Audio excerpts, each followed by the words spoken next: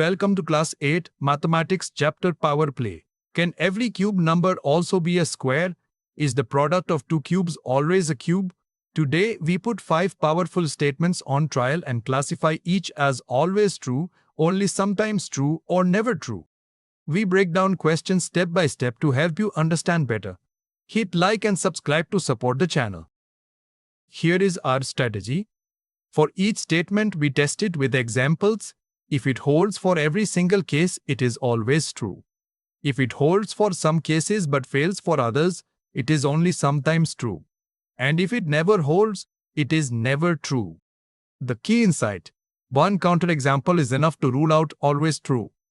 Let us begin. Statement 1. Cube numbers are also square numbers. A cube number is n cubed. Let us test this with real numbers.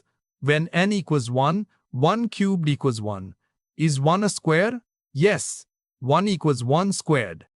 When n equals 2, 2 cubed equals 8. Is 8 a square? 2 squared is 4. 3 squared is 9. No integer squared gives 8. When n equals 3, 3 cubed equals 27. 5 squared is 25. 6 squared is 36. Not a square. When n equals 4, 4 cubed equals 64. Is 64 a square? 8 squared is 64. Yes. Some cubes are squares, some are not. This is only sometimes true. But why do some cubes happen to be squares? Let us look at the exponents. For n cubed to also be a square, n cubed must equal m squared. If n itself is a perfect square, say n equals k squared, then n cubed equals k to the power 2 times 3, which is k to the 6th. And k to the 6th equals k cubed, all squared, which is a perfect square. So a number that is both a cube and a square must be a 6th power, because 6 is the least common multiple of 2 and 3. Take 64. It equals 2 to the 6th power. As a cube, 2 squared, all cube equals 4 cubed equals 64. As a square, 2 cube, all squared equals 8 squared equals 64. 64 is both a cube and a square, precisely because it is a 6th power. Statement 2. 4th powers are also square numbers. This time, let us use our exponent rules instead of just testing examples. A 4th power looks like n to the 4. We know that n to the power a times b equals n to the a, all raised to b. So n to the 4 equals n to the power 2 times 2. This means n to the 4 equals n squared, all squared. That is literally a square number, since n squared is always an integer. 2 to the 4 equals 16 equals 4 squared. 3 to the 4 equals 81 equals 9 squared. 5 to the 4 equals 625 equals 25 squared. Every 4th power is a square. Always true. Statement 3. The 5th power of a number is divisible by the cube of that number. In other words, does n to the 5 divided by n to the 3 always give a whole number? Let us set up the division. N to the 5 divided by n to the 3. Using the exponent division rule, n to the a divided by n to the b equals n to the a minus b. So n to the 5 divided by n to the 3 equals n to the 5 minus 3, which equals n squared. And n squared is always a whole number for any integer n. Let us verify. 2 to the 5 is 32, 2 to the 3 is 8, 32 divided by 8 equals 4, which is 2 squared. So n to the 5 is always divisible by n cubed. Always true. Statement 4. The product of two cube numbers is a cube number. This is a beautiful property. Let us prove it. Let us take two cube numbers, a cubed and b cubed. We know that m to the c times n to the c equals m times n to the c equals m times n all to the c.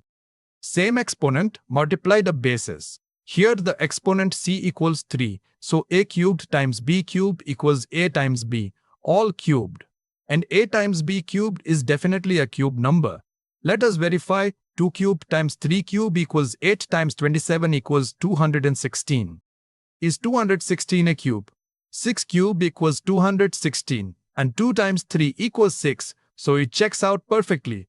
The product of any two cubes is always a cube. Always true. Statement 5. Q to the 46 is both a 4th power and a 6th power, where q is prime. This one requires a key insight about what makes something a kth power.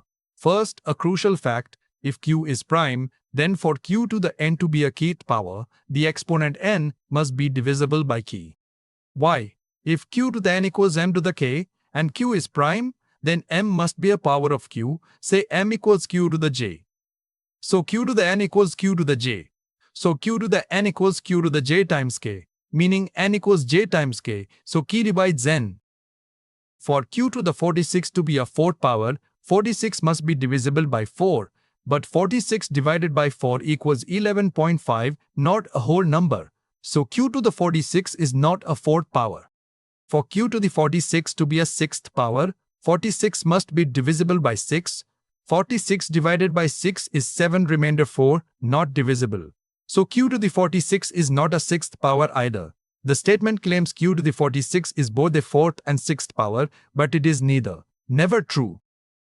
Here are all 5 verdicts. Statement 1. Cubes are also squares, only sometimes true. Statement 2. Fourth powers are squares, always true. Statement 3. N to the 5 divisible by n cubed, always true. Statement 4. Product of two cubes is a cube, always true. Statement 5. Q to the 46 is both a fourth and sixth power, never true. Notice the powerful technique that kept coming up. When q is prime, q to the n is a kth power only when k divides n. And remember, n to the 4 is always a square, because n to the 4 equals n squared. And the product of two cubes is always a cube, because a cube times b cubed equals ab, all cubed. Exponents have hidden rules that govern when one type of power hides inside another. And now you can spot those rules at work in any statement you meet. Keep learning and keep growing. See you in the next question.